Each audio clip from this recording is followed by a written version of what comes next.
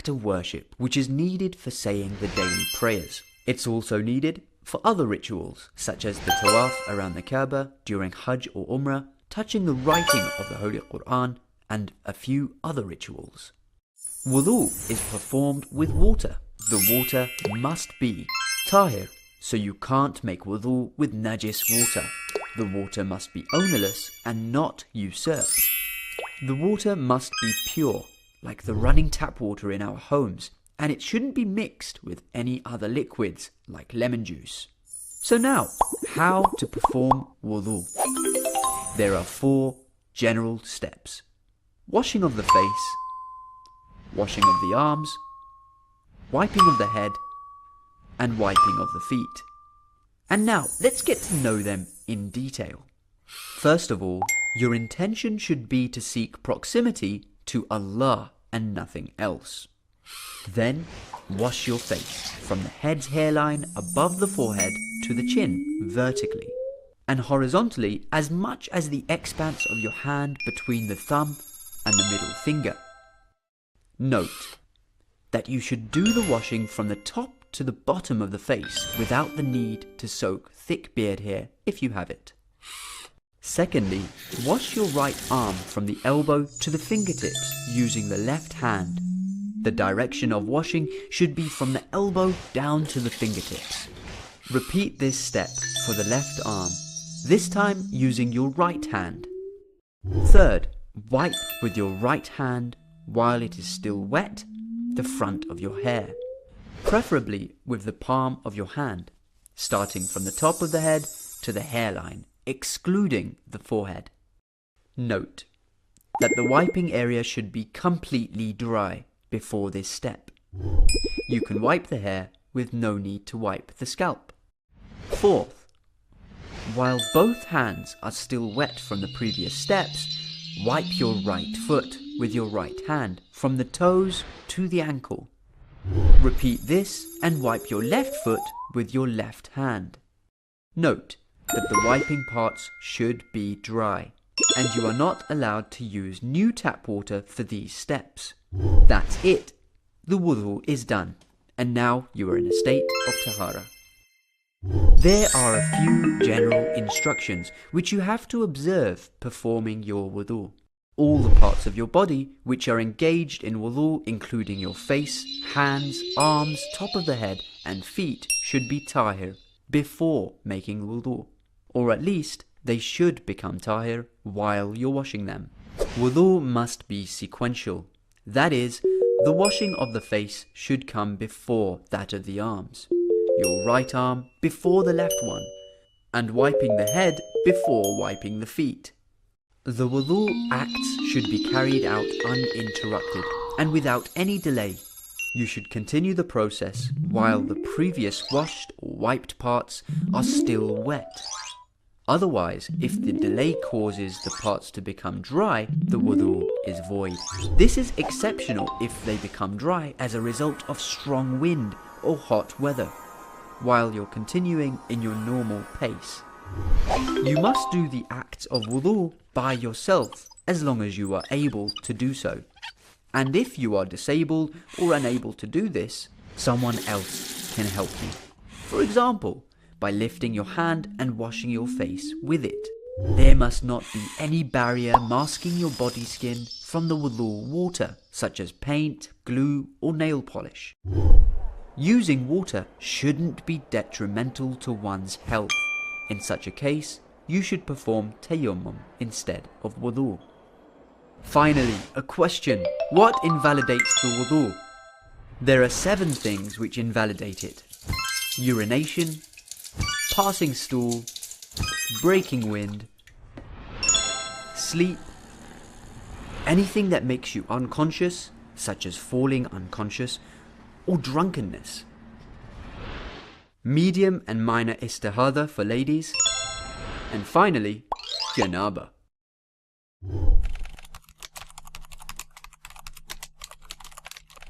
See, life is all about energy. Everything in life is about energy, and in life there's an energy scale of between 1 and 10, where 1 is over here and 10 is over here, but most people play life over here. But everything which you want out of life lives over here. But most people play life over here. Do you know why? When you jump off the cliff of life, then you can live within your gift. Why? Because parachutes don't open when you're standing still. You've got to jump for your parachute to open.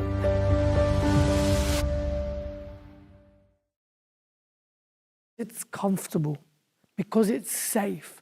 But when you start getting outside of your comfort zone, when you start living over here, life feels very, very, very uncomfortable. And as you want to grow, the one thing which is going to happen is you're going to hit problems. And most people in life, they don't want problems. Imagine this. Imagine if you went to the local hospital right now and you asked them to take a heart trace of you and they put some ECG leads on you. What would your heart trace look like? It would look like that, right? But most people want a life like that. The people don't want those up and down problems. They don't want the lows and the highs and the lows and highs. They want it to be flat. But if your heart line, if your trace was flat, you'd be dead.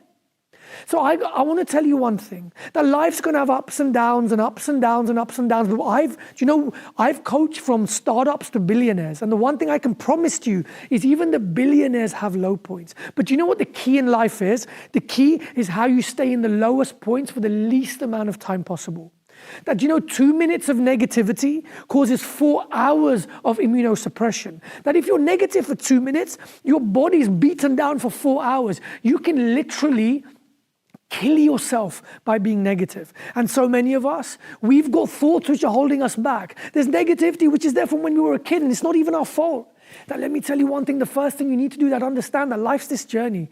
But the growth happens on the downhills. The growth never happens. And do you know what? For you to get to the next stage of your life, for you to grow, Allah's going to give you problems. And those problems are going to get harder and harder and harder, because probably right now, can you remember a time when you had a really big problem in your life? And at that point, you thought it was the worst problem ever. And now that problem seems little. Why is that? It's because you've grown as a person. And now your problems get bigger and bigger and bigger. But understand, that's why Allah gives us problems. Allah gives us problems to grow, not just to give us a hard time. Think of the lobster. The lobster's a mushy animal with a thick outer shell. And how does a lobster grow? When a lobster wants to grow, it feels pain. It feels so much pain, and it goes under a rock. It sheds its shell, and that's how it grows. And then it grows a new shell. And then for it to become the next version of itself, the better version of itself, then it grows a new shell. And then it goes through problems. Then it goes through pain. Now imagine if lobsters had doctors. It would go to the doctor, and the doctor would give it a Valium, and the lobster would be happy, and it would never grow. So in your life, understand that problems are here to make you grow. Problems are here to shape you. Now let me tell you a story. There was a farmer one day. And this farmer loved his wife so much. And one day, his wife passed away. And this farmer only had 2 things left. He had a son and he had a horse. And what the son used to do is the son used to sit on the horse, and the horse used to plow the field, and that used to pay for the farmer's house and the farmer's upkeep. And one day, this horse ran away. And all the villagers, they came to the farmer and they told the farmer, you know what, God really mustn't like you. What have you done to upset God? Because first he takes your wife away, and now he takes your horse away. That's cruel, right? And the farmer turns around to the people in the village. He puts his hands behind his back. He bends down like this. And he says, maybe. And all the villagers are stunned. What does that mean? And then the villagers go away. 2 days later, this horse actually comes back. But with this horse, the horse brings back another 3 wild horses with him.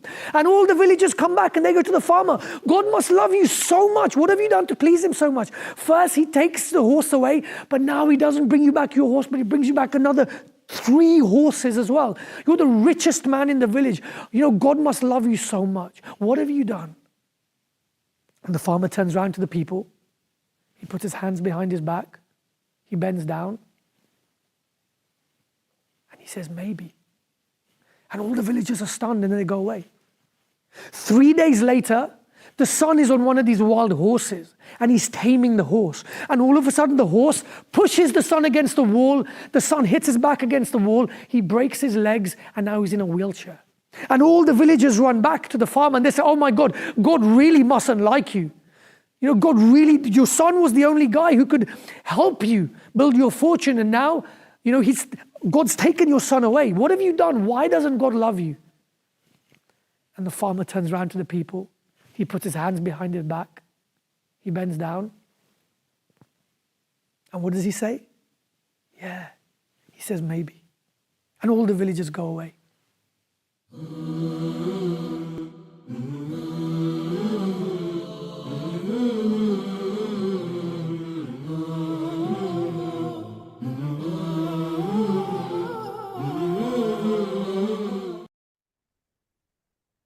أعوذ بالله من الشيطان الرجيم بسم الله الرحمن الرحيم السلام عليكم ورحمة الله وبركاته. Peace and blessings upon all of our respective viewers. Thank you for your presence this Sunday evening. Welcome to Ahlulbayt TV, and of course this is the Q&A show coming to you live, inshallah. We're on air until 9:30 this evening. Plenty of time for you to get your questions in. Of course, we already have questions that have been sent in already, so we will get to those questions in due course. Before we do, as always, on behalf of all of our viewers, I'd like to welcome our esteemed Islamic scholar to the Ahlulbayt TV. But before I do, sorry, just a quick reminder that the telephone number is up on your screens as we speak. And you can also send in your questions on YouTube if you're watching us via YouTube. And there's also the email service as well. And yes, back to welcoming our esteemed Islamic scholar to Ahlulbayt TV, His Eminence Sayyid Mohammad Al-Mousawi. Sayyidina, Assalamu alaikum. السلام عليكم ورحمة الله وبركاته. اللهم صل على محمد وآل محمد وعجل فرجهم. الحمد لله رب العالمين. One of the important part of our life, it might be the most important part, the state of our heart. Human being has outer behavior and inner feelings. The inner feelings can be great worship. And the inner feelings, when the feelings go wrong, can be evil. As we have got the ibadah of the jawarih, means the outer worshipping act. We pray salah, we perform fasting, we go for hajj, we go for ziyarat, umrah, and many practical acts which we perform. That is the outer ibadah. There is something which is called ibadatul qulub, the worship of the heart, the feeling in our hearts. There are noble feelings in the heart which brings for us great reward, like feeling grateful to Allah. Say Alhamdulillah, good, but Allah knows what is in our hearts. We might say Alhamdulillah on our tongue, but we feel inside that we are not happy with what Allah has given us. To feel happy and to feel satisfied with the bounties of Allah is something which makes us grateful people. The mu'min is always happy with whatever Allah gives him. The mu'min never feels that he should get more. Now you find many people, when you ask him, how are you? He said, could be better. Don't say that. Don't say could be better. By saying could be better, you are underestimating the bounties of Allah on you. Allah is granting us countless bounties. So our thanking to his countless thanking should be endless. We don't do like those who don't really believe in Allah. When you ask them, how are you? He tells you, not too bad, means bad, but not too bad. I mean, despite all the billions and billions and trillions or more of bounties of Allah, still he says, I'm not too bad. That is not the feeling of the person who appreciates the bounties of Allah. So one of the inner feelings, inner worship, is to be happy and content with the bounties of Allah. We have got hadith, kafa bil qana'ati mulka. The feeling that whatever Allah has given you is good. That makes you like a king.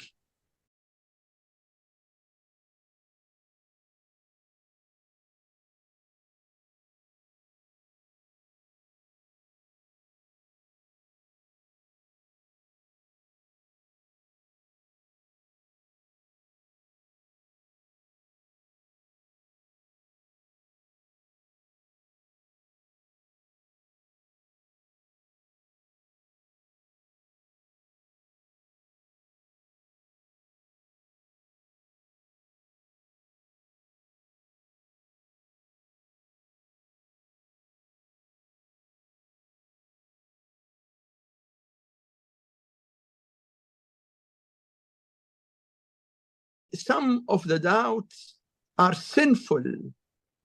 So one of the inner worship is to think good about others. Even if you see something wrong in their behavior, you don't know what is their situation or circumstances and the reason behind it. You don't know. Always we think good about others. We should never think that we are better than them. No. We think good about all those who share with us the faith in Allah and the Prophet and Ahlulbayt. You see, Ahlulbayt taught us to pray for others. As you know, in Salatul Layl, Namaz al-Shab, night prayer, in the last rak'at, which is called Witr, al-Witr, in the Qunut of al-Witr, it is mustahab to pray for 40 mu'mins and mu'mina, taking their names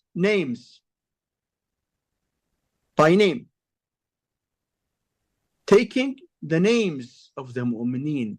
You pray for them in your Salatul Layl.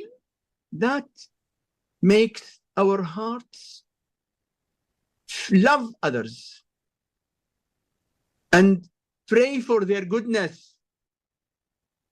And that purifies our hearts from bad feelings towards others. So one of the inner worships of the heart, is to pray for others. And when you pray for others, you will get greater reward. Whatever you pray for others, the angels will tell you, you will get at least double, if not more. So it is a worship in the heart without anything out. No, just in the heart. But it is an inner worship which makes the mu'min go up and up in the degrees of Iman. Hopefully we can continue about the heart worships in the future, inshallah. Allahumma salli ala Muhammad wa ali Muhammad wa ajil farajahum. Inshallah. Okay. Please, can you let me know the 4 surahs and verse numbers in the Quran where these have wajib sajda when recited? 4 surahs. Number 1, Surah Al-Alaq. Surah Al-Alaq. اقرأ باسم ربك الذي خلق خلق الإنسان من علق اقرأ وربك الأكرم الذي علم بالقلم علم الإنسان ما لم يعلم.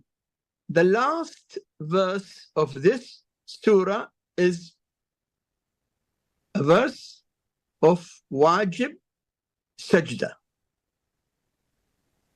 Also Surah An-Najm وَالنَّجْمِ إِذَا هَوَى ما ضل صاحبكم وما غوى وما ينطق عن الهوى إن هو إلا وحي يوحى علمه شديد القوى ذو مرة فاستوى. Last verse of Surah An-Najm is a verse of wajib sajda. And number 3, 1 verse in Surah As-Sajda. And number 4, 1 verse in Surah Hamim As-Sajda, which is also known as Surah Fussilat. These are the 4 verses of the wajib sajda. Whenever you recite or listen to any of these 4 verses, it is compulsory to do sajda. You don't need wudhu for it. You don't need qibla for it. Do sajda in any case when you recite or listen to any of these 4 verses. Well, thank you very much indeed. And just to confirm, I believe it's ayah number 15 in Surah As-Sajda, and in Fussilat it's ayah number 37. I can't check just to verify at the moment because obviously Sajda would be wajib, but I believe those are the correct ayats, ayats in the surahs that were requested. What's your opinion about Maulana Jalaluddin Balkhi al-Rumi, the philosopher, scholar and poet? There are in the history of Muslims hundreds of scholars, philosophers, famous people. So Allah knows what is their degree in front of Him. We are not responsible to evaluate people and to give them degrees. Allah, تلك أمة قد خلت لها ما كسبت ولكم ما كسبتم. They have their own deeds and we have our own deeds. We are not required to follow them at all. We are required to follow the Prophet and the 12 infallible Imams. So there's no point in evaluating. Now we have thousands of scholars in the last 15 centuries in the history of Muslims. In every century we have got many big names, famous names. Yes, we respect those scholars who followed the Prophet and Ahlulbayt. When you tell me about Salman, when you ask me about Abu Dharr, Ammar, Al-Miqdad, Hudayfa, I say there are great people because they remained faithful and following the Prophet till the last minute of their or moment of their life.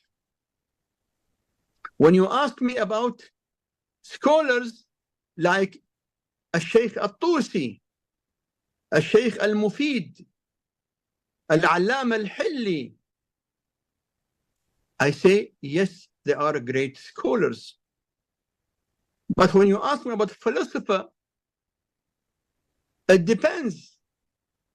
His philosophy was purely from the Prophet and Ahlulbayt, or he took from the Prophet and Ahlulbayt and from others. So the valuation differs. Rumi is well-known person, especially among Western people. You know, Rumi is buried in Turkey, and the Western people have focused on him for many reasons. But after all, he was not from the 12 Imams. And we don't have any evidence that we have to follow him or to take every statement from him as a fact in our life. No. There are many personalities in the history of Muslims. We respect all of them who are on the line of Quran and the Prophet and Ahlul Bayt. But we don't claim at all that we need to follow whatever they say. Even our own great scholars say Al-Kulayni. Al-Kulayni is a great Shia scholar who compiled the book of Al-Kafi. You know, Al-Kafi is one of the 4 most important books of hadith in Shia Islam. But no one claims that we have to take whatever Al-Kafi contains, whatever Al-Kulayni said or written, for granted. No. We don't have any alim being Sheikh al-Saduq or Sheikh al-Mufid or Al-Allam al-Hilli or any other great scholar. We don't believe that we should take whatever he said from A to Z. Why? Because they are not ma'soom, not infallible. Yes, we are responsible to follow the Prophet and the 12 Imams according to the order from Allah, which came from the Prophet, that I am leaving behind me 2 most important things that you will never go astray as far as you keep following both of them, the book of Allah and my progeny. Kitab Allah wa itrati ahl bayti. So, with due respect to all the scholars, they are, after all, human beings who have got right things and wrong things as well. Okay, thank you.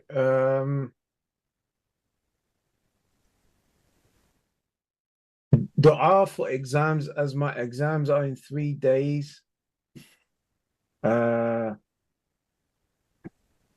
Yes, if you can give some du'as for exams, please. We have got many supplications. Number 1, when you start reading, it is good to start with this supplication. Allahumma salli ala Muhammadin wa ali Muhammad. Allahumma akhrijni min dhulumat al-wahm wa adkhilni fi nur al-fahm. If you want the exact wording, you can send an email to the program. Inshallah, you will get the reply. This is number 1. Number 2, when you go to the exam, it is good to recite Surah Qul Huwallahu Ahad 12 times before you enter the exam hall or the place for exam. And also, always it is good to recite Ayat Al-Kursi. Yes, please. Thank you. Sorry, I'm just telling him to have a contact. Okay. My Palestinians as a majority hate Shia. So why? Who? Palestinians, Philistine, Okay. brothers. Okay. Palestinians as a majority hate Shia. So why do we must put a halt in our lives to show support which wouldn't benefit us or our lives? My brother or my son we are followers of Ahlulbayt. Ahlulbayt taught us to defend Islam, even if some Muslims misunderstand us. You know, all the history of Shia Islam was history of defending Islam. We never took a stand against any Muslim because he does not like us. We are with Islam always. Look at the history of Shia Islam with the Ottomani Empire. You know the Ottomani Empire, which they had their capital in Istanbul. They have their government on many countries for 5 centuries, including Iraq, Middle East, and many other countries. Ottomani empires were against Shias, and they killed thousands of Shias. If you go to the history of the Shia in Halab, and Shia in Lebanon, and Shia in some areas in Turkey, you will find massacres committed against the Shias there by the rulers. But when it came as a quarrel or fight or conflict between Muslim and non-Muslim, Shia ulama stood with the Muslim. Shia ulama in Najaf, in Karbala, after suffering more than 500 years from the injustice of the Ottomani government, when the Ottomani government was being attacked by the non-Muslims troops, Muslim Shia scholars, they ordered the Muslim Shias to defend the Muslims against non-Muslims. Some of our ulama went from Najaf to the front of the battle, to the field, to defend the Muslims against the non-Muslims. So we Muslims are with the cause of Islam. We stand with the cause of Palestine because Palestine has got Baytul Maqdis, which is for Muslims. We never say that some Palestinians don't like us. It is between them and Allah, and between us and Allah, to defend the Muslim cause. That's why all our maraji of taqleed in Najaf and in Iran, they always supported and support the cause of Palestine. We will remain standing with the oppressed people everywhere. Our ulama stood supporting the non-Muslims in South Africa when they had the quarrel between them and their oppressors. What about supporting a Muslim who is oppressed? The Palestinians are our brothers in Islam. Number one. Number two, they are oppressed. Their children are being massacred without mercy. We have to stand with every oppressed human being, and we must stand with the Palestinians and with every oppressed human being. That is our Islamic stand. Don't listen to the propaganda of the Zionists. Zionists want to create rift and tell you and tell me that, oh, you are supporting people who don't like you in general. Why? Tell the Zionists we are obliged to obey our divine leadership, the Prophet and Ahlulbayt. And our support to every oppressed is not for any political reason. It is our faith to be with the oppressed. Amir al-Mu'minin said, Kuna lil-zalimi khasma. Always be against the oppressor. وَلِلْمَظْلُومِ عَوْنًا, and support the oppressed. That is our stand. Yes, please. Okay, just very quickly before we move on, I wonder whether we, and maybe this is a more speculative question, but would we react in the same way if what was happening in Palestine was they were not Muslims? If what is happening in Palestine, if there were non-Muslims? Let's say the whole of Palestine were Christians or any other faith apart from Muslims. Would we? I said that we and our ulama stood supporting every oppressed human being. I gave example of South Africa. No, I understand, saying I'm asking, would we? The ulama have shown us the way, and as you mentioned with the saying of Amir al-Mu'minin alayhi salam, it's clear he didn't say just Muslims. I understand. I'm just asking, would we follow the Ahlulbayt and our ulama? That is our responsibility, to be always with the oppressed and always against the oppressors. That is our responsibility. That is our faith. Yes, so, please. Thank you. Okay. I'm a woman in my 40s, and I've noticed because my hormones are changing, I'm feeling irritable and impatient. What specifically can I recite to stay calm?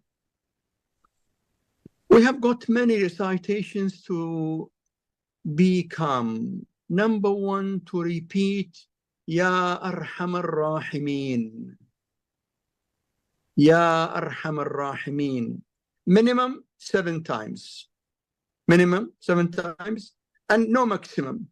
Any number. Ya Arhamar Rahimin makes us calm down. Also to repeat, Ya Ghafuru, Ya Wadud. O forgiver, O lover. Ya Ghafuru, Ya Wadud. That also calms us down. Also to recite Ayat al-Kursi. And one of the most important recitations to calm us down and make us feel peace in our hearts is Allahumma salli ala Muhammadin wa ali Muhammad, with understanding. Repeat it, with understanding the meanings of it.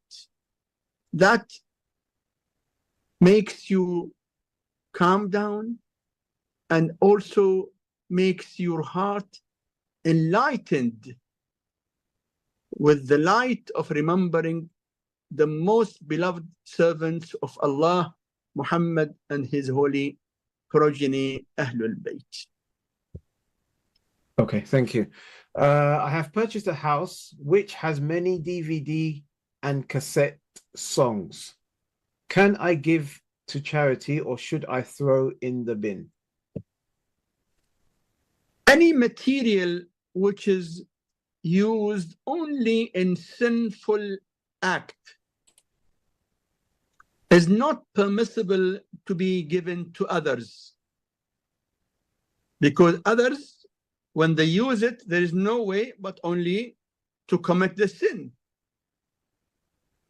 Sometimes you find something which has got many types of using it. It can be lawful and unlawful. But when it is always unlawful, then it is not permissible at all to give it to anyone else, but to destroy it. Say if you buy a house and you find in the house bottles of alcohol, can you gift it to non-Muslim? No. It is alcohol. Alcohol cannot be gifted. It is not allowed to be gifted to anyone. Just break it and put it in the dustbin. So in short, anything which has no use but only sinful is not permissible to be given to others, whether charity or gift or anything. No way but to destroy it, to stop the sinful act. Yes, please. I understand we must have around 20 minutes between Dhuhr and Asr namaz. However, when I'm at work and have limited time, can I read Asr immediately after Dhuhr? Number one, who told you about this claim of 20 minutes? We don't have this in our books. I mean, the claim itself that we have to wait 20 minutes came from where? We don't have such condition. No. After all, after performing Salat al-Dhuhr, we are allowed to pray Salat al-Asr either immediately or after we finish Tasbihat, Tasbih Fatimah al-Zahra, after every Salah, which is highly recommended. After every obligatory Salah, it is highly recommended to recite Tasbih Fatima, which is 34 times Allahu Akbar, then 33 times Alhamdulillah, then 33 times Subhanallah. So if you want to recite Tasbihat, Dua, Quran, then pray Salat al-Asr, that is good.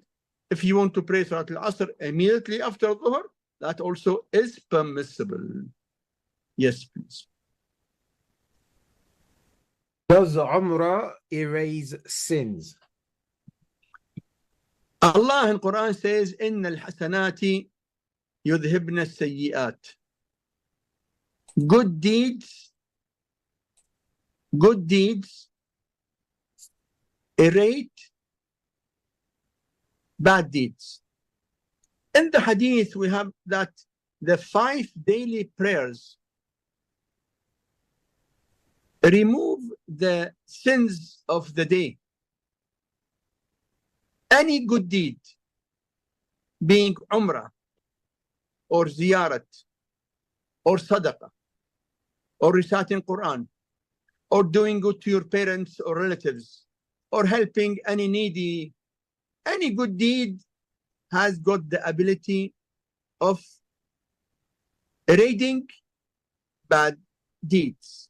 It depends on the intention, the sincerity in the heart, but no doubt every good deed can erase bad deed. We have got in the hadith, وَأَتْبِعَ السَّيِّئَةَ الْحَسَنَةَ تَمْحُهَا, means if you commit, God forbid, any bad deed, then perform good deed so that that good deed will erase the bad deed and omit it.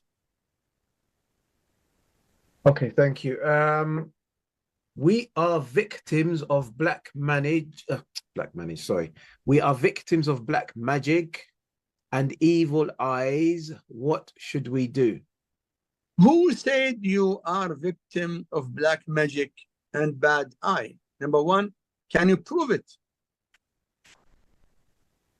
Can you prove it? That's the point. We cannot accept a claim without evidence. Those who claim that they are victims of bad magic or black magic or bad eye, we ask them for evidence. Most of people who think that they are victims of black magic or bad eye, most of them are not. It is only in their own imagination. So number one, we say, don't surrender, don't accept the idea that you are a victim. You are, as far as you are a believer, you are protected by Allah and the angels of Allah. Okay? So don't think that you are a victim. In case, then Allah has provided us very influential weapons to defend ourselves. Number one, reciting Surah Al-Falaq and Surah Al-Nas. قُلْ أَعُوذُ بِرَبِّ الْفَلَقِ and قُلْ أَعُوذُ بِرَبِّ النَّاسِ. Number two, reciting Ayat Al-Kursi. Number three, giving sadaqah with the intention of protection from the evil. So don't let shaitan let you down. Don't let shaitan make you feel defeated. You are not defeated. As far as you are a mu'min, Allah says in Quran, إِنَّ اللَّهَ يُدَافِعُ عَنِ الَّذِينَ آمَنُوا. Allah always defends the believers. And in case you have a doubt, then Surah Al-Falaq, Surah Al-Nas, and Ayat Al-Kursi, and Sadaqah, and Dua. Yes, please. Okay, so no, thank you very much indeed. Just very quickly, if you would permit me before we continue and go to another question. This is just an observation on my part, and I could be wrong, so please correct me if I am wrong. My observation is that it seems, from my own interactions with brothers from different parts of the world, that there seems to be more emphasis on black magic and jinn and unforeseen forces in the East, and I include Africa in that as well, so East as opposed to the West. So it's kind of less common in the West. Is that a correct observation, one? And if it is, what could be the reason behind that? I cannot confirm that the matter is matter of East or West. No. It is matter of way of thinking. The way of thinking sometimes goes wrong. And the person tries to run away from his responsibility by throwing the responsibility on others. Others can be known or unknown. So this way of claiming that I am under influence of black magic or bad eye can be a way of running away, escaping from the responsibility of our own mistakes, our own faults. That's why we say it is wrong to surrender to thinking or to the idea that myself, my family are victims of black magic. No. Who said that? How can you prove it? You know, when you ask them, they give you things which cannot be evidence, only some illusion. Illusion, not evidence. It is not matter of East and West. No. I say, whenever you think that there is something wrong done against you, take refuge of Allah. Allah did not leave the believers unprotected, exposed to the enemies, exposed to the black magic. No. Allah protects the believers. So when you have faith, you don't fear. As you read in Quran, لا خوف عليهم ولا هم يحزنون. The believers have no fear on them, nor sadness. Without East or West, it is matter of way of thinking. Rely on Allah, trust the protection of Allah, seek help from Allah, and don't worry at all. What is your opinion on the book Fortress of Muslims? It's a dua book. I don't know if you've heard of this book before. Who is the author? Okay, so it's called Hisnul Muslim The author is compiled by Saeed Wahaf Al-Qahtani. It's yeah, I know it. Yeah. I know this book. This book is being published and distributed by the Wahhabis. It is compiled and published by the Wahhabis. Anyway, leave it for the Wahhabis. If you follow Ahlulbayt, you have treasures which cannot be found in any other book among all other Muslim schools of thoughts. Read the supplications in الصحيفة السجادية الكاملة. Read دعاء أبي حمزة الثمالي. Read دعاء كميل. Read دعاء الصباح. Read دعاء الجوشن الكبير and الجوشن الصغير. Read these jewels. You will see that you will not need to look at anything else. Yes, please. Sayyidina, of course, we hear, and I'm sure I remember you've mentioned this before as well, as I've heard many other scholars mention as well, that when our Sunni brothers come across some of the books that you've mentioned, they are in awe. Sometimes they feel cheated that they haven't come across these books or these beautiful du'as in their life, and are, of course, filled with joy and happiness from reciting or listening to some of these du'as. It's just a slightly different take of a question, and that is, do you know of, or have you heard of any Muslims who are not followers of Ahlul Bayt who say, I love your du'as, I'm going to recite your du'as because it gives me some warmth, but I don't want to become a follower of Ahlul Bayt? No, I don't know. I have not seen any Muslim who says, I love the dua of Ahlul Bayt, but I don't want to follow them, because it is not logical. If the Muslim is sincere in following the truth, reading the dua of Ahlul Bayt reveals the fact that Ahlul Bayt's knowledge is from the Prophet, because you can never find any dua in any book of any Muslim sect which can be compared with the dua of Ahlul Bayt. Now, the book which you mentioned, Hisnul Muslim by Qahtani, you read it from A to Z. Can you compare it with the dua of Ahlul Bayt? Never. Never. I know leading ulama from our Sunni brothers who recited the dua of Ahlul Bayt and had no way but to accept the fact that this is the real Islam. One of the leading ulama in North Africa, he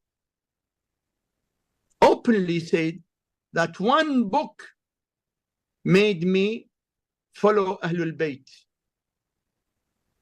The book he mentioned, Mafatih al-Jinan. He said one friend came from Lebanon to North Africa and he gave me a gift. He purchased from there a book of dua by the name of Mafatih al-Jinan. As you know now, almost in every Shia house, there is Mafatih al-Jinan in Arabic, in Persian, in English, in Urdu, in other languages. He said that when I read that book of dua, I was amazed. I have never seen in all my life such great dua. So I discovered that this dua cannot come from usual people. Their knowledge should be from the knowledge of the Prophet. They are the progeny of the Prophet. That's why following them is following the Prophet. And he became a follower of Ahlulbayt. Yes, please. Thank you very much indeed. When doing wudu, do you wipe your head or have to touch your root? I think root, it means the skull. Yeah, with 3 fingers, because some Shia say different things. We don't need to touch the skull, means the skin of the head. No. Only we wipe over the hair. That's it. It is not compulsory at all to touch the skin itself behind or beneath the hair. No. The wiping over the head is only over the hair only. Yes, please. Okay. When it says he hears different things, is there some say no, you with us? Oh, you're with us, sorry. He says sorry, at the end it said that he hears different things. Is there some difference of opinion here? No. I mean, the matter of the ahkam, the rules of Sharia, the ahkam, the rules of Sharia is not a personal opinion. It must come through authentic evidence. And that authentic evidence must be confirmed by the most learned scholars in the Islamic knowledge, who are the maraji' of taqleed. The marji' of taqleed tells you that in your wudu, you should do this, you should do that, and you should not do this or that. So according to the verdict of the maraji' of taqleed, wiping over the head does not need at all touching the skin, but only wiping over the hair in the beginning of the head. I am 17 years old. I am on the path of Ahlulbayt. My parents are Sunni. I fear what shall happen on Day of Judgment. They love Ahlulbayt, but they don't know history of Fadak and the 3 caliphs. They think I am unguided as a young soul. What should I do? Okay. You should be patient. It is something normal that your parents think that you are misguided because you have discovered truth which is not being yet discovered by them. And because they are your parents, though they think that their experience in life is much more than yours. So be patient and pray to Allah to guide them. And be careful not to confront with them, not to do anything which can make them annoyed with you. Be patient, try to get more knowledge about Ahlulbayt and from Ahlulbayt, and be very kind and nice to your parents and pray for them. Hopefully a time will come that they see the truth and follow Ahlulbayt, inshallah ta'ala. But don't hurry and don't do anything which can cause your parents hurting or feeling insult or feeling against you. No, be very peaceful, very calm, respecting your parents and praying for them. Okay, thank you. Are you allowed to pray to Allah to marry someone that you want specifically? And what is good du'as or surah to read for marriage? Number one, when you want to get married to someone, there are 2 dimensions. Emotional dimension, because you love someone and you think that if you live with that man in marriage, you will be very happy. That is what you think. And what we think is not always the truth. We think according our limit of knowledge, our degree of understanding. And as you know, we don't have the full knowledge about everything. Millions of people thought that their happiness is only with that person. And they tried and tried and suffered and faced and struggled. And when they got married, after a few years, they discovered something different. So don't rely on your emotions, but rely on the knowledge, wisdom, and mercy of Allah. Seek from Allah, oh my Lord, I have no one but you. I have no guide but you. Guide me to the person that if I marry with them, I will be happy in this life and hereafter, because we don't want happiness only in this life. Our real life is the coming life. Our real future is not in this life. This life is limited. And that coming life is the life, the unlimited. Even in Quran we read, يقول يا ليتني قدمت لحياتي. In the day of judgment, the sinner will say, I wish that I did good for my life. Means the real life is there in the day of judgment. So seek from Allah to guide you to the person with whom, if you marry, you will be happy in this life and in the next life, which is more important. This is number one. If you submit to the will of Allah, and Allah knows what is in your heart. We have got Hadith Qudsi. Hadith Qudsi, Allah says, oh my servant, you want something, and I want something. Ya abdi, turidu wa urid. If you submit to what I want, I will give you what you want. And if you don't submit to what I want, I will make you suffer, struggling to get what you want, but nothing will happen. Nothing will happen but what I want.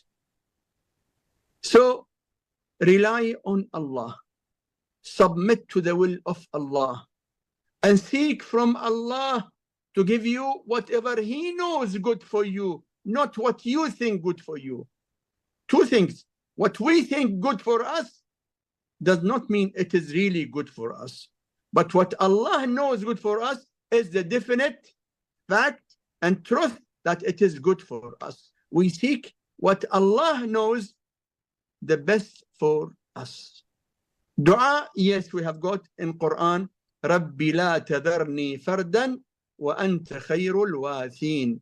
Rabbi la tadharni fardan wa anta khayrul warithin. Keep on repeating that. And also a Quranic verse which is in hadha larizquna ma lahu min nafad. Yes, please. Okay, thank you. Are you allowed to lie to my family that I am Shia because my family is Sunni? To lie at them means to them, I'm not Shia. Yes. You see, the believer should not lie. But you can use some words which has got more than one meaning. For example, if you are following Ahlulbayt, you can definitely tell them, I am a follower of the Sunnah, because we are the real follower of the Sunnah. Imam al-Baqir alayhi salam said in the hadith, Wallahi laysa ala al-sunnati ahadun illa nahnu wa shi'atuna. By Allah, no one is really following the Sunnah of the Prophet, but only we and our followers. So when you say that I am following the Sunnah, you are not lying. Yes, please. Okay, thank you. Does an autistic child need to do wudhu if he does not understand? A child who is not well, mentally not well, the mentally retarded person, nothing is wajib on him. ليس على المريض حرج. A person who has no proper senses, he should do whatever he thinks and he can understand. I cannot say now because I don't know the case. The condition differs. A person who does not understand anything, wudu is not wajib. Even salah is not wajib on such person. But if he has got a degree of understanding, it depends on that degree of his understanding, then he should do whatever he can. Yes, please. Okay, thank you. Hazrat Ali Akbar in Karbala, was he 18 or 25? As there is hadith from Abu Hamza, from Imam Sadiq, that when you go to his grave, say Salam ya Abul Hasan. Okay. About the age of Ali al-Akbar alayhi salam, we have got narrations. Okay. About Assalamu alayka ya Abul Hasan. Yes, he is Abul Hasan. You know, it is recommended to give every newly born name and kunya. You know kunya? Ali is Abul Hasan. Al-Baqir is Abu Ja'far. Al-Sadiq is Abu Abdullah. So every newly born, it is recommended to give him name and kunya. So the kunya of Ali al-Akbar alayhi salam was Abu Hasan. It is very usual. But age, I said we have got different narrations. Yes, please.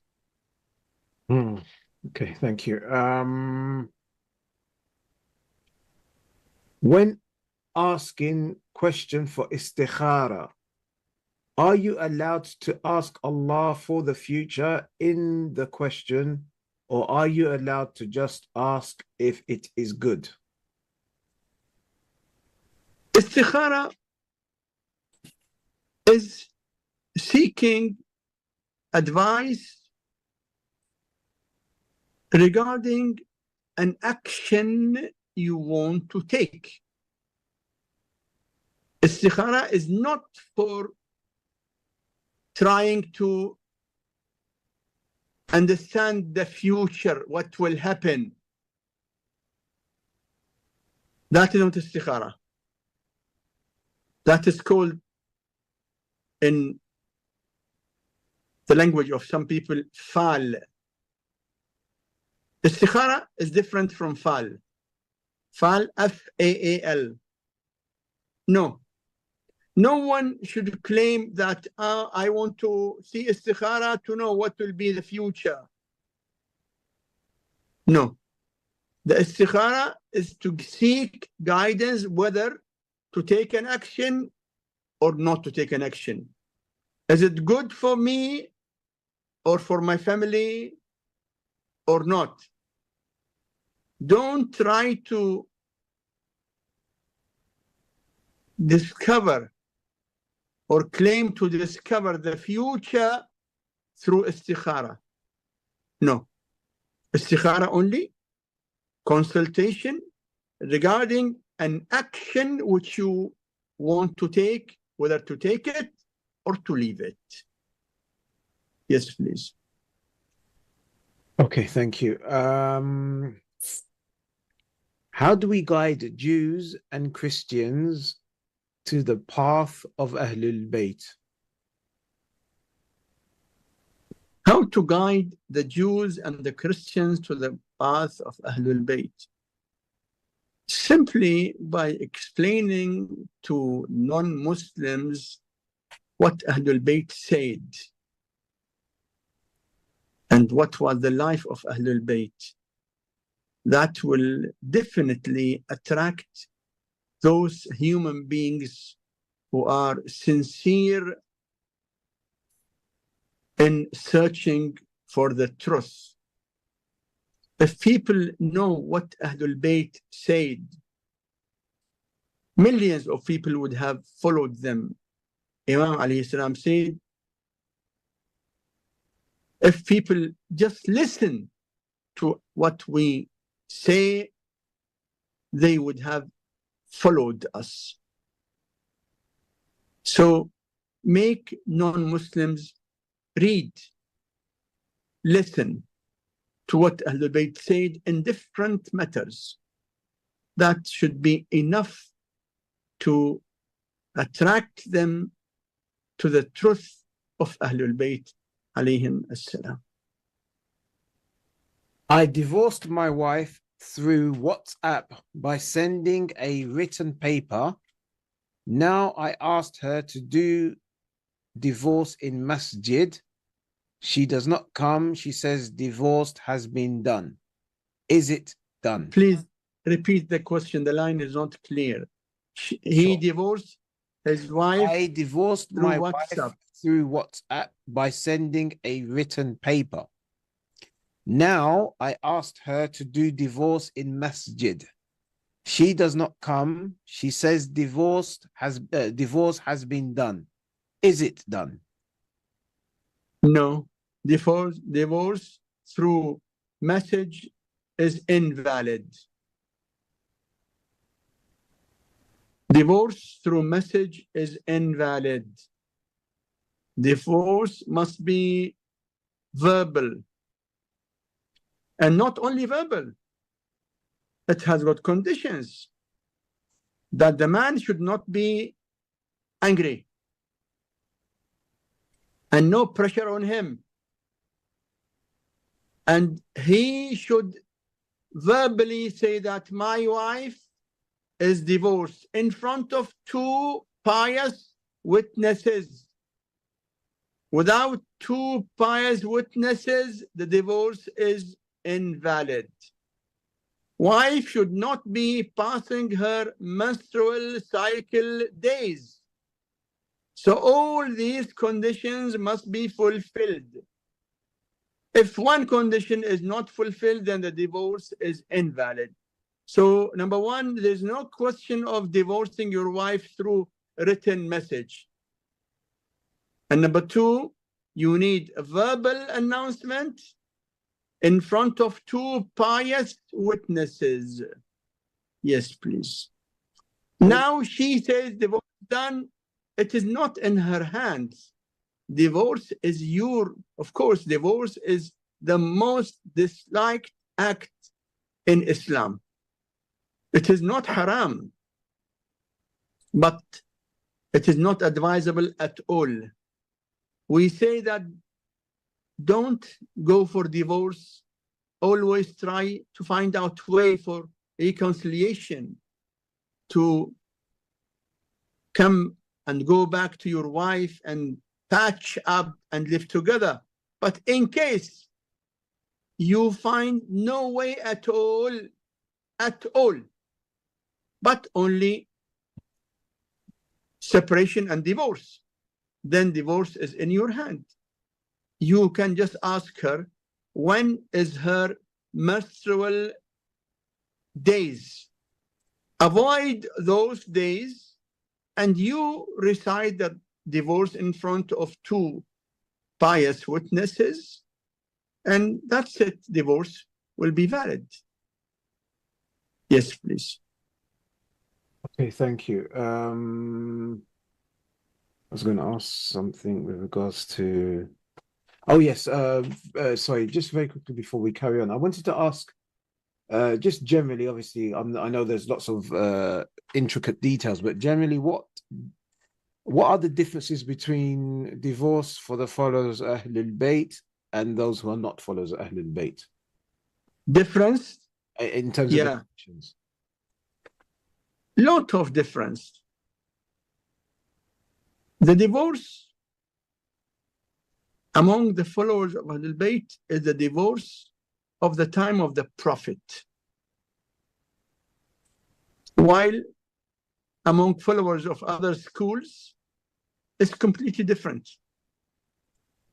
In short, the divorce in the school of Ahlul Bayt has got conditions. The Prophet always tried to prevent divorce, while those who don't follow Ahlul Bayt, they go and jump for divorce without the conditions. According to them, if someone is angry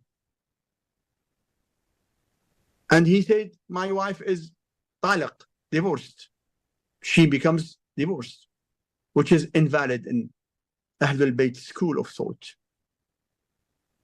Non-followers of Ahlul Bayt have got 3 divorce, 3 talaq in one time, which is completely invalid in Shia Islam. Sunni brothers, Hanafis and others, they have got 3 talaq in one place, one time. They say, my wife is talaq, talaq, talaq, or talaq, talaq, talaq. Finished.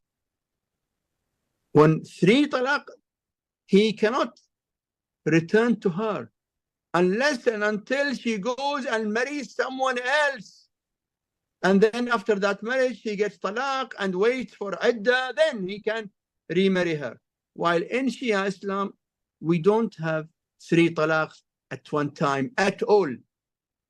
Talaq of 3 is invalid in one time. There are many differences, and also we have got the condition of 2 pious witnesses. They don't have it. So if you compare between the talaq in Shia Islam and talaq in non-Shia Islam, you will find many differences. In short, we in Shia Islam follow the conditions which help us to minimize divorce. In non-Shia Islam, no conditions. That's why talaq is very, very easy, and they can jump for talaq without the conditions. Yes, please. Okay, thank you. I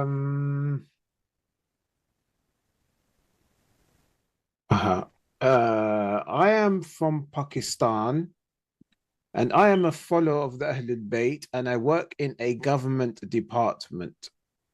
Oftenly, my co-workers quarrel with me and ignore me, due to which I am a Shia. What should I do? Who ignores him? I think those his co-workers who are not followers of Ahlul Bayt. This suffering is not new. The followers of Ahlul Bayt since Saqifa till today suffered and are suffering from others because of following Ahlul Bayt. Now you are in Pakistan. Remember those followers of Ahlul Bayt in other countries, in some Arab countries, They don't allow him, they don't even appoint him in any job when they know that he's a Shia. Now at least you are working, you have a job. In some Arab countries, if they know that he's a Shia, they don't allow him even to work. You know, in some Arab countries today, they don't give the students admission in certain colleges and universities if they know that their families are Shia families. So you pray for all the mu'mineen and mu'minat, and you try your best to tolerate and be patient and seek from Allah to support you and help all the followers of Ahlulbayt. And that's it. You cannot change the mind of others. You cannot change the mind of others. There are neighboring country. Your country has got a neighboring country, Afghanistan. You know how many thousands of people in Afghanistan were being massacred only because they are Shias. Yes, I will tell you, I have seen myself in one of visits to Afghanistan, a place where the Taliban brought all the Shia young men, all of them, in a big yard. In one time, they killed all of them. So the suffering of the Shia is not new.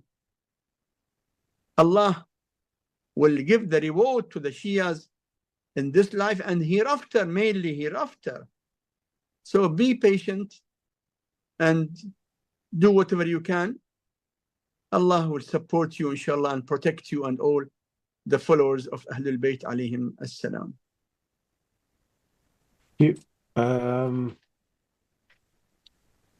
If a woman demands divorce and threatening, if a woman demands divorce, then? No, if a woman demands divorce and is threatening, is that divorce raj'i or kula? Threatening? Who is threatening whom? I think the wife is threatening. The wife is threatening divorce. Means she asks her husband to divorce her, otherwise she will do wrong, right? Or she will do whatever she wants. She is threatening her husband. If the divorce is being stayed or announced under pressure, it is invalid.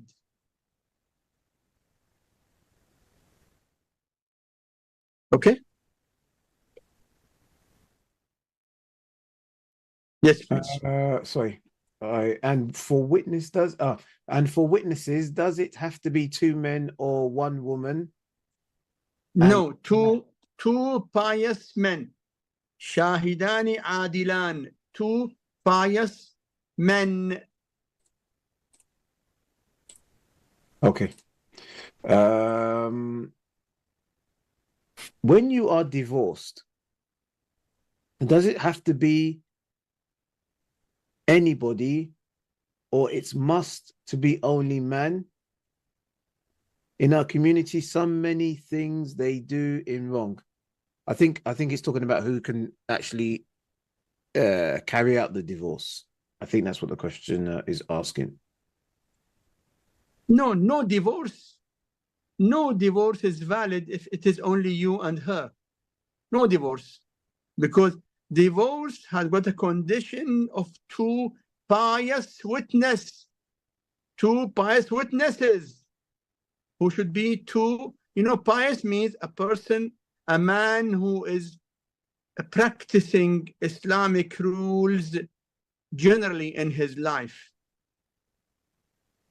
Not a person who commits sinful acts like lying or not performing namaz sometimes. No, a person who is pious, practicing religion, we call him Shahidun Adil. Shahidun Adil, pious witness. Two of them must witness the divorce, otherwise divorce is invalid. Okay. Okay, sorry, there's a going back to the question about the lady asking for divorce. She's threatening to kill herself, I'm assuming, if the divorce is not granted to her. I mean, if she is threatening and the husband is under threatening, then divorce is invalid. No, saying that Yes. so a lady is in a marriage and she's asking her husband to give her a divorce. And Okay. if that sister, that married lady, the wife, then tells her husband, you have to give me a divorce, otherwise I will, God forbid, kill myself, then what is the Yes. responsibility of the husband? Yeah. I mean, the wife is telling her husband, give me divorce, otherwise I will kill myself. He should try to make her understand, but if he really finds that she will really kill herself, then he can tell her that, yes, do whatever you like, take your divorce, but that divorce is null and void, because that divorce was done under threatening. So he can cool her down, or he can tell her that, okay, don't kill yourself, I will give you what you want, but that is not a valid divorce. Understood. Yes, please.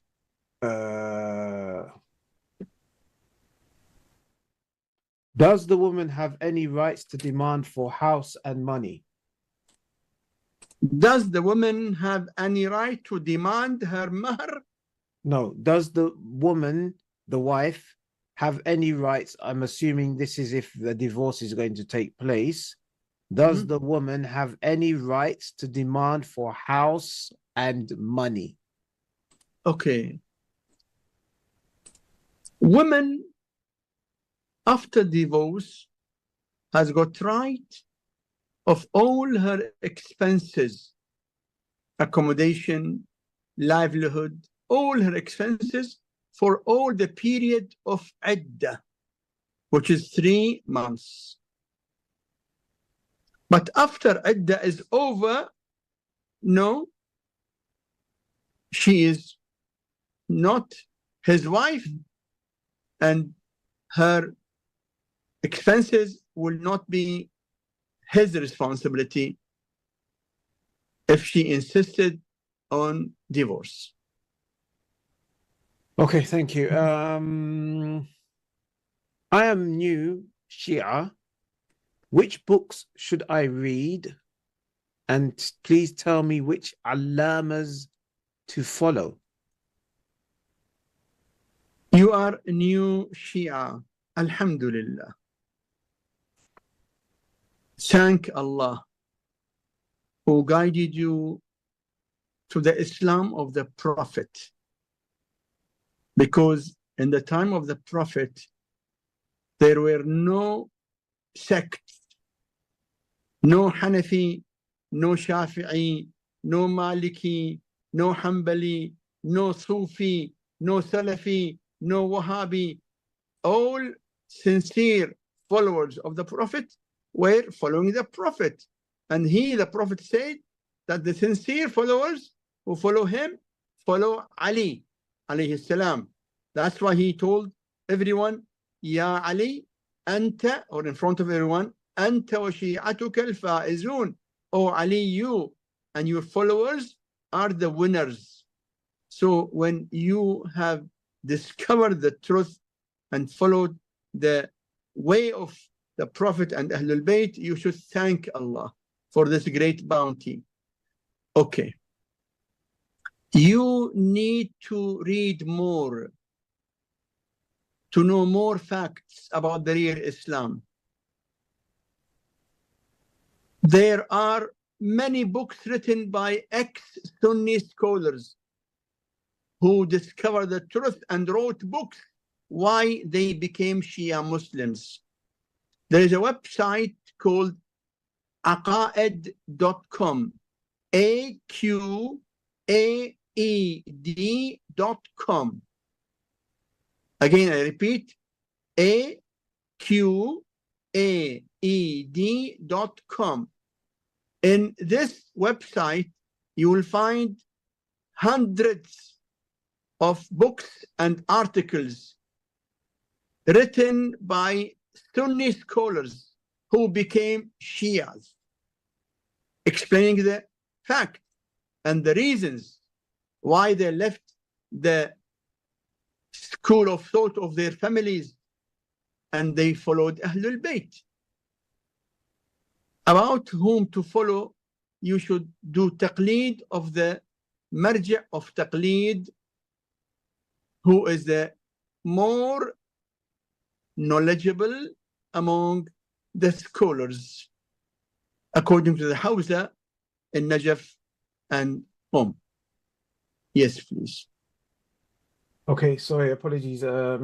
We have the another question from the brother. I think you've already answered this question, but I think he just would like further clarification, if you would, please. The viewer is asking, so this is the brother who says that his wife is asking for divorce and had threatened to kill herself. He's saying that he doesn't want to divorce her, but she's making life hell for him and his kids. What should he do? He should save her life. If she is serious to kill herself, save her life. Because saving her life is more important than saving the marriage. Yes, please. Okay, thank you.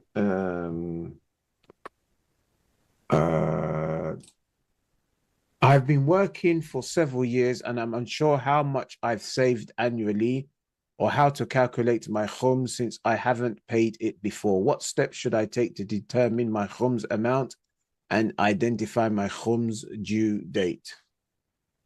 You should estimate from the time when you started earning every year, how much did you save?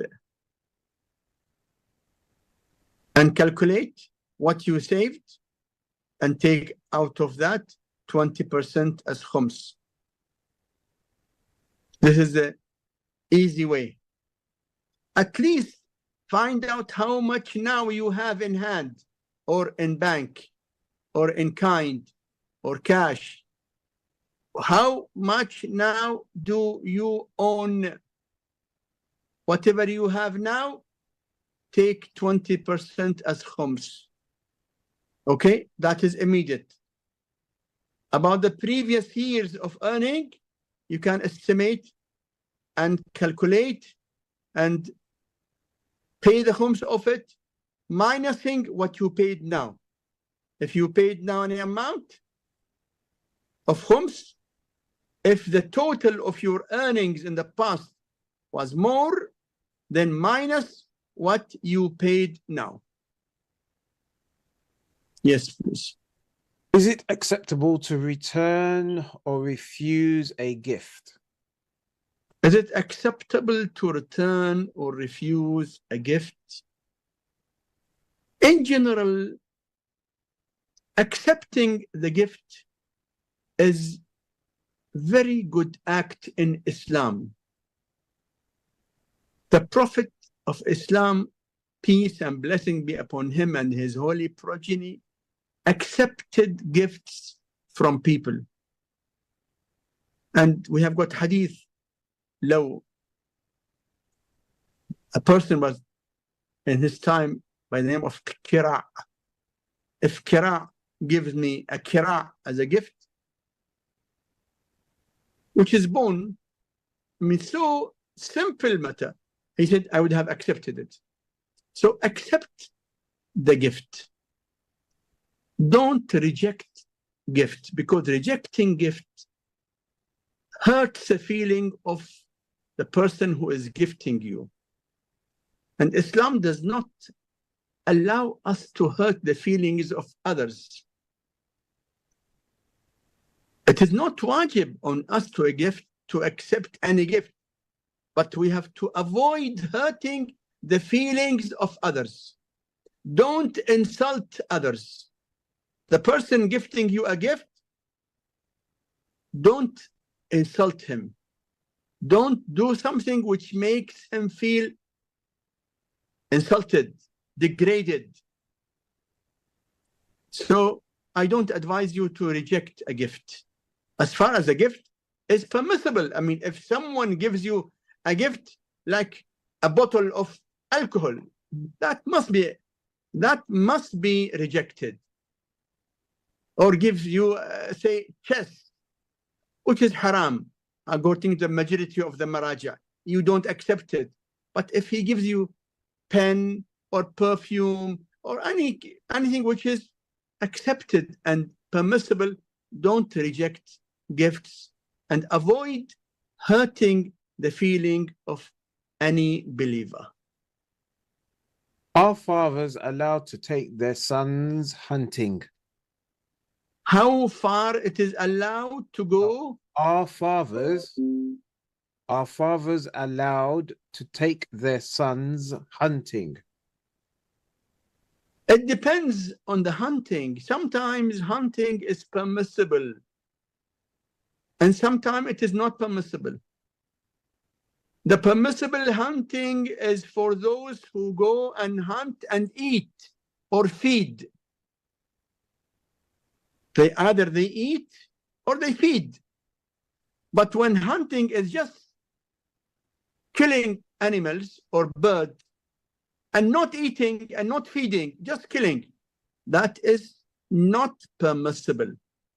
And traveling for such hunting, which is not permissible, is itself a sin. Means when you travel, your salah will not be qasr.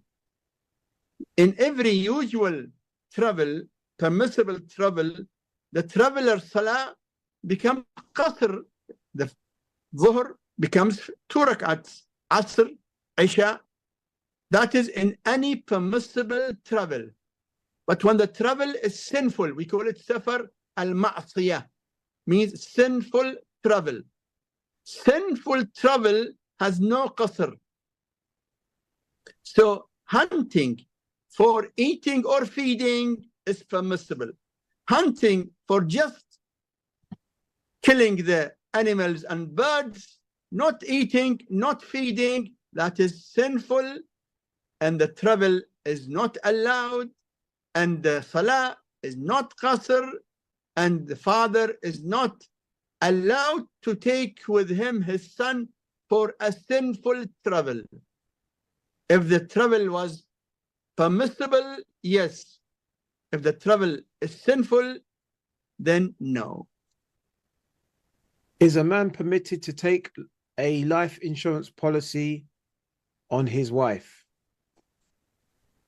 Is the man allowed to take life insurance policy on his wife? Life insurance policy is permissible in Islam, either for yourself or for your family, your wife, your children. Insurance, any type of insurance, life insurance, car insurance, building insurance, business insurance, rental insurance, all these policies are permissible. They come under something in Sharia which is called hiba mashruta, conditional amount. You give an amount with condition.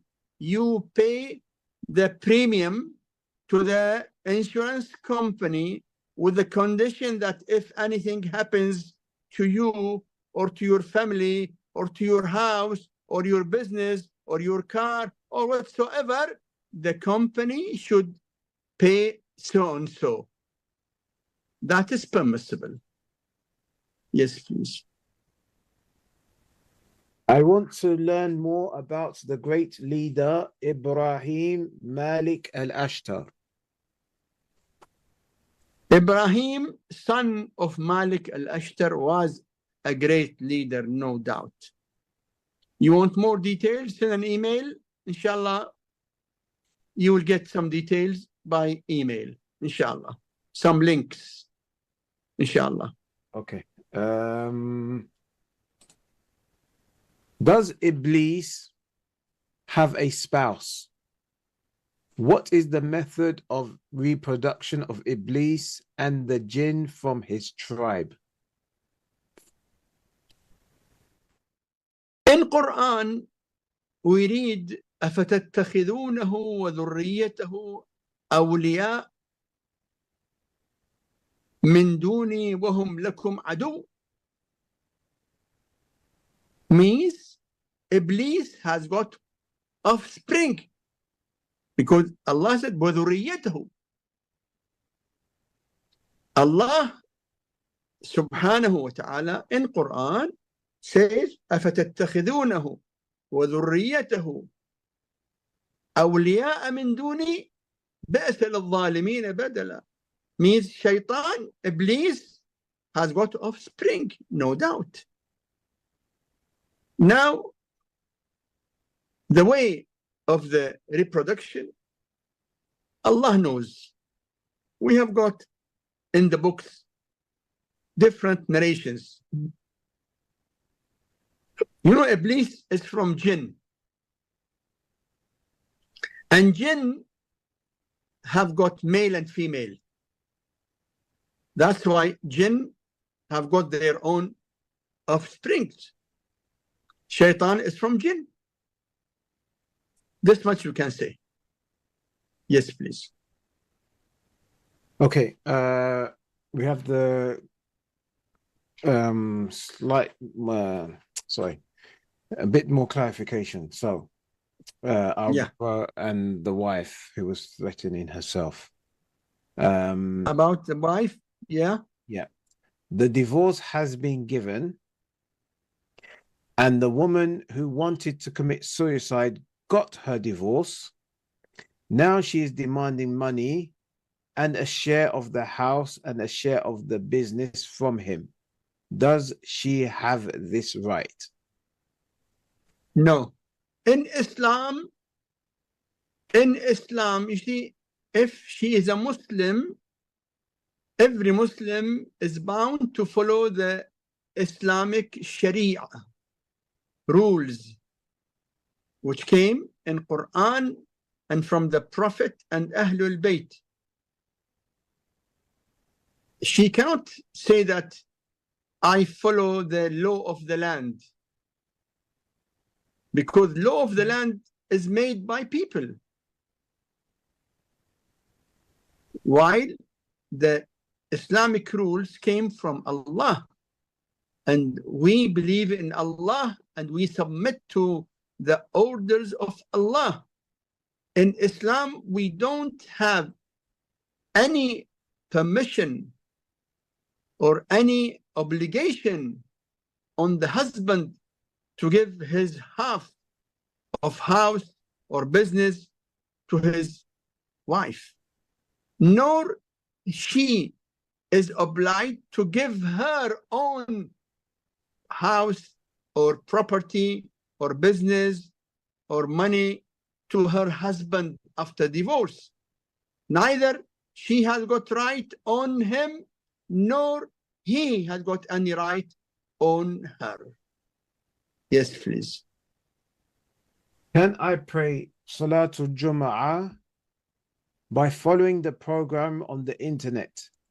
If yes, with which niyyah? Also, Salatul Maghribain, after an event in the mosque, can I follow their Salatul Maghribain after a program on the internet? You mean to join Salat al-Jama'ah or Jum'ah? It says Jum'ah There here. is no connection between you and the Jum'ah, because one of the conditions of Jum'ah and Jama'ah that you should be with them, not watching them in the TV. or online. No. Yes, you can listen to dua, good. You can recite dua with them, good. But if you want to join the Jum'ah, you have to be physically with them. Connected means at the same place. So no Jum'ah, no Jama'ah without connection. Physical connection. You have to be there with them and pray with them in the rows, in the row of the Jama'at or Jum'ah. Not through TV or through any other way of communication. How does that work out, saying and the reason why I asked the question is sometimes, especially if we go for Umrah or Hajj, we see that many Muslims pray and there is no connection. You know, they might be praying by the road, they will follow because they can hear the Imam of Salah, especially if it's in Masjid al-Haram, and they'll pray anywhere and make that connection. That is not valid. In the teachings of the Prophet and Ahlulbayt alayhim salam, that is not a valid jama'ah. What you see there is not always reflecting the real teachings of Prophet. Now you can hear in the adhan there things which were never in the adhan. You hear them in the adhan or fajr. They say as-salatu khayrun min an-nawm. This statement was never in the adhan of the Prophet. This was being initiated by Umar ibn al-Khattab. Even his son Abdullah bin Umar openly say that this is being added on the adhan. It is not in the adhan. So not everything you see in Umrah reflects what is the real Sharia of Islam.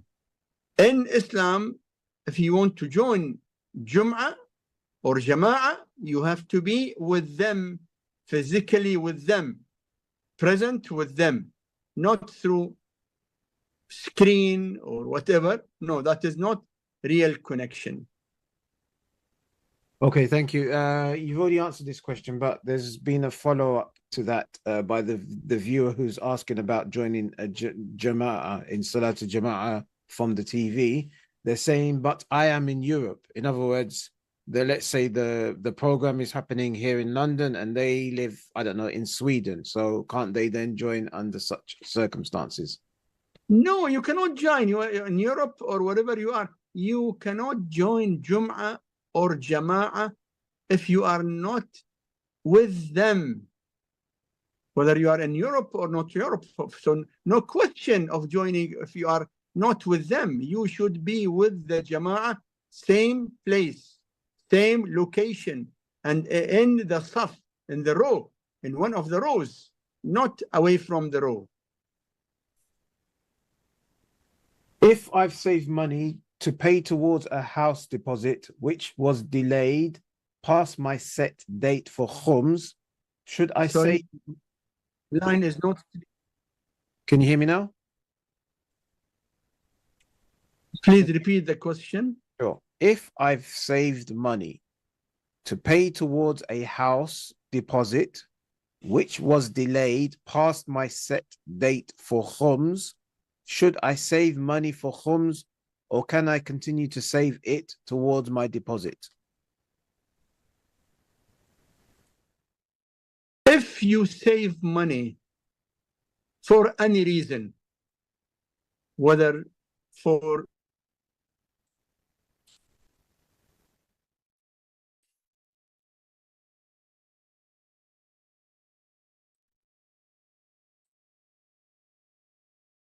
Hello, assalamu alaikum. Apologies, it seems like we've momentarily lost connection. Yes. Okay. Assalamu alaikum again. Wa alaikum Assalamu alaikum again.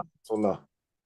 So if we can't you save money, if you save money for any lawful purpose, like deposit to buy a house, or for your marriage, or for your business, whatever, you save money. If the money remains with you less than 1 year, then no khums on that saved money. But if the money remains with you for 1 year or more, then khums will be obligatory on that amount. After you pay khums for that amount remains with you any number of years in the future, no khums again. Because any amount out of which khums was already being paid, no khums again on it. This is the situation with the deposit that you are, or the saving which you are keeping with you for your deposit or for any other lawful reason. How can I find out the beginning and end of Salatul Fajr now that the Islamic Center in Hamburg has unfortunately been closed? Which is closed? What is closed, please? The Islamic Center in Hamburg. They should have their timetable online. Or you can ask any other Islamic center. We have got, mashallah, hundreds of Islamic centers in Europe and America. So it is very easy to get the timetable online. Okay. Yes, please. What can we do? What can we Shia do to help with sadness, depression, and stopping our work during the stressful events in the Middle East? How can we cope? Every follower of Islam should support the oppressed, especially when the oppressed is a believer like you, in every possible way. Humanitarian help. You can also ask the media to support them. Ask your representative in your country, if you have your own people who represent you in the parliament, to support the oppressed.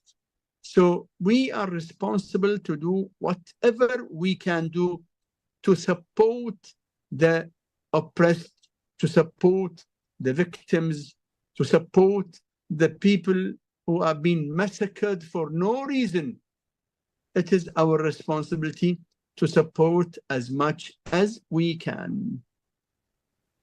Okay, thank you very much indeed. Let me see if I can squeeze in one last question. I have concern regarding my circumcision, which was performed when I was 13. I doubt it was completely done. How should I deal with this situation? You have a doubt that your wudhu, which you performed in the past, no, sorry, Sayyid, no, was not correct. Sorry, Sayyid, no, not wudhu. I have a concern regarding my circumcision, which was performed when I was 13, and I doubt it was completely done. How should I deal with this situation? Circumcision. Okay, circumcision. So if it is done, then it is done. Finished. If you have doubt whether it was done properly, this is a matter of a doctor. You need to see a doctor.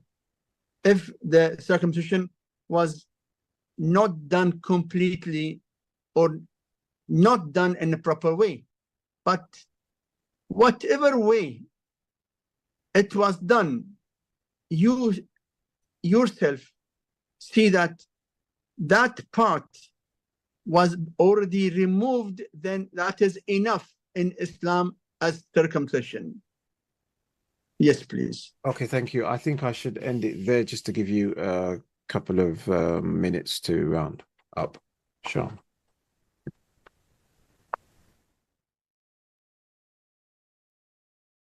اللهم صل على محمد وآل محمد وعجل فرجهم. The daily prayer obligatory prayers and recommended prayers. I remember here, or I mention here, Salatul Layl. Salatul Layl, which is either 11 rak'ats in its full form, or 3 rak'ats in the small or short, or just 1 rak'at of witr in the shortest form. In Salatul Layl, we pray for others, and when we mention their names, we will get more reward. Number 2, we should never neglect Salatul Layl in any situation, either 11 rak'ats or 3 rak'ats or 1 rak'at. We should never neglect it at all. And number 2,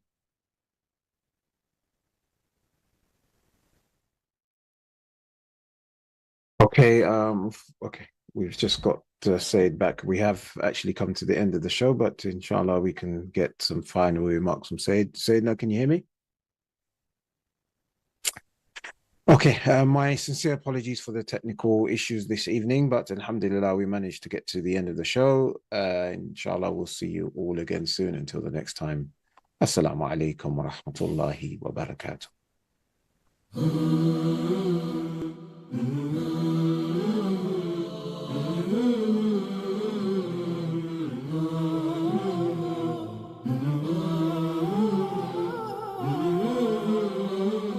A week later, there's an announcement in the village. And what it is that the country's going to war. And the army is going to come in to take each and every able-bodied man so they can go to war. But this isn't just any old war. This is a big war. The country they're fighting is 5 times the size, and each and every man which enters into this war will never come out alive. So the army comes in, and the army picks out each and every able-bodied man, and he comes to the farmer's house. Yeah, and you know the story, right? Now they look at the farmer's son, and they say, you're not fit for war, so you stay behind. And the army went away. And all the villagers came back to the farm, and they said, oh my God, oh my God, oh my God, God must love you so much. All of our men, all of our sons have been taken to war, but your son is the only one who's been spared. God must love you so much. What is it that you've done? And the farmer turns around to the villagers. He puts his hands behind his back. He bends down. And what does he say? Yeah, maybe. And do you know how this story ends? Do you know how this story ends? It doesn't. This story just goes on and it goes on and it goes on. But do you know what the moral of the story is? That it's trust the process. Allah has your back covered. That life doesn't happen to you, but life happens for you. And when you understand that, then you ask yourself the most important question, that am I going through life